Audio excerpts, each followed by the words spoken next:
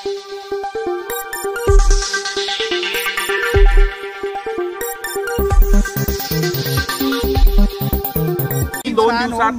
दिवसात बोलणी झाली असती तर हे चित्र झालं नसतं. कोण म्हणताय? तरी तुमचं नाव पण घेतलं काल की बोलणी करण्यात संजय राऊत 2 वाजायच्या बैठका सुरू 18 दिवस वाया घालवले. बघा ते काय बोलतात त्यांच्याकडे फार लक्ष द्यायची गरज नाही. हरियाणामध्ये आम्ही होतो का? हरियाणामध्ये काँग्रेस पक्षाबरोबर समोर कोणीच नव्हतं, ते एकटेच होते. मग हरियाणामध्ये का हरलात? अशा अनेक राज्यामध्ये, जम्मू काश्मीरला का हरलात? महाराष्ट्रात काही लोक कोट शिवून तयार होते मुख्यमंत्री पदाचा, आम्ही नव्हतो त्याच्यामध्ये.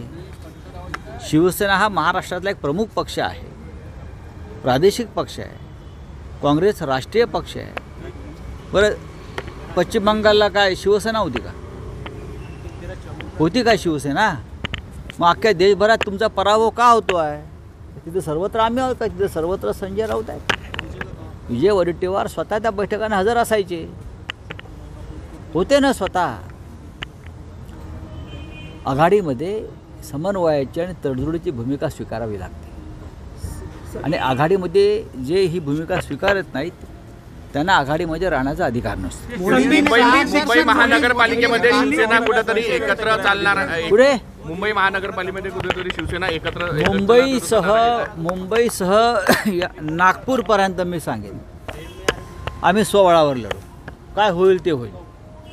एकदा आम्हाला आजमावायचंच आहे. नागपूरला सुद्धा मी स्वबळावर लढणार आहोत. माननीय उद्धवजीने आम्हाला तसे संकेत दिले. आत्ताच मी आमचे या शहराचे शिवसेनेचे प्रमुख प्रमोद मानमोडे यांच्याशी चर्चा केली, शिवसेना शहर प्रमुख.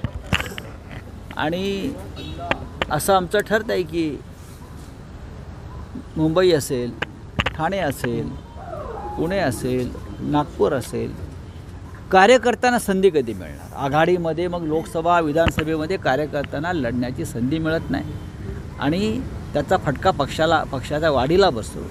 महानगरपालिका, जिल्हा परिषद आणि नगरपंचायतीमध्ये स्वबळावर लढून आपापले पक्ष मजबूत करावे.